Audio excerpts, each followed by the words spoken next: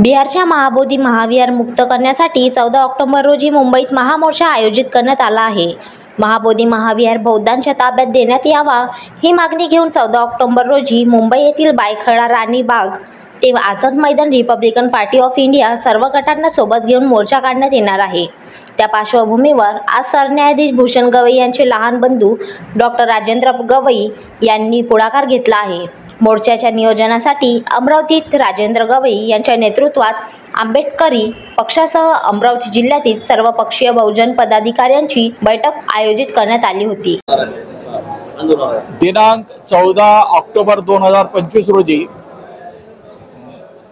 बौद्धगया महाबोधी महाविहार हे मुक्त करून बौद्धांच्या ताब्यात यावं याच्यासाठी मोर्चाचा निर्णय आदरणीय रामदासजी आठवले यांनी घेतला। त्यांचा मी मनापासून आभार मानतो आणि त्याला आपण सहकार्य करावं अशी माझी इच्छा आहे।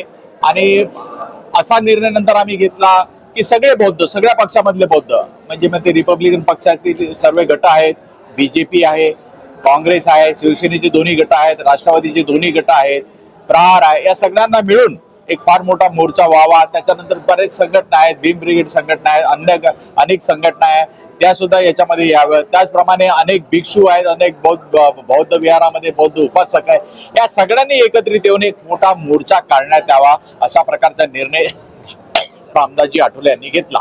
रामदासजी आठवले यांनी मुंबईमध्ये 4 वेगवेगळ्या बैठका घेतल्यात, पण नंतर मला तिथे वाटलं की कुठेतरी योजना ही बरोबर होत नाहीये। त्याच्यामुळे मी तिथे असं सांगितलं आठवले साहेबांना की माझ्या जिल्ह्यापासून सुरू करतो की बैठका या जिल्हा वाईज असल्या पाहिजे, जिल्हा वाईज वाटणी झाली पाहिजे आणि मुंबईच्या व्यतिरिक्त पहिल्यांदा ही बैठक अमरावतीला झालेली आहे।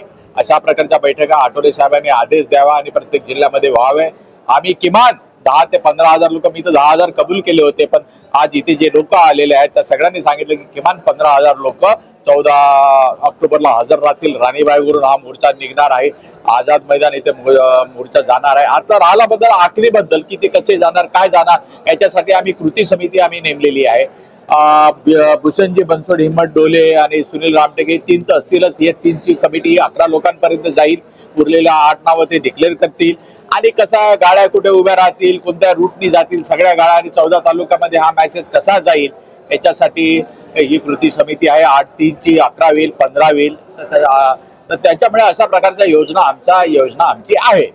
बळवंत वानखेडे सुद्धा इथे येऊन गेले आणि आमची इच्छा आहे की आंबेडकरी परिवारातील सगळ्या लोकांनी यावं, बाळासाहेब आंबेडकरांनी यावं, भीमराव आंबेडकरांनी यावं, आनंद आंबेडकरांनी यावं, राजरत्न आंबेडकरांनी यावं, संदेश आंबेडकरांनी यावं आणि अक्षय आंबेडकर तर आम्हाला जॉईन झालेले आहेत। तेव्हा 6 आंबेडकरांपैकी 5 आंबेडकरांचे गट जरी जॉईन झाले नाही तर अक्षय आंबेडकर यांचा एक गट आम्हाला जॉईन झालेला आहे। उर्वरित गटांनी आमच्याला सहकार्य करावं अशी विनंती मी या पत्रकार परिषदेमार्फत त्यांना। या बैठकीला काँग्रेसचे खासदार बळवंत वानखडे यासह सिद्धार्थ वानखडे, चरणदास इंगोले, राजेश वानखडे, बंटी रामटेके, सुनील रामटेके यासह सर्व पक्षातील आंबेडकरी नेते उपस्थित होते। यानंतर काँग्रेस खासदार बळवंत वानखडे यांनी प्रतिक्रिया देत केंद्र सरकारवर टीका केली। शासन यावर गंभीर नाही, त्यामुळे शासन गंभीर नसल्याने हा विषय रेंगाळलेला आहे। बौद्ध विहार का बुद्धाच्या व्यतिरिक्त इतर लोकांच्या ताब्यात, हा सवाल खासदार बळवंत वानखडे यांनी उपस्थित केला।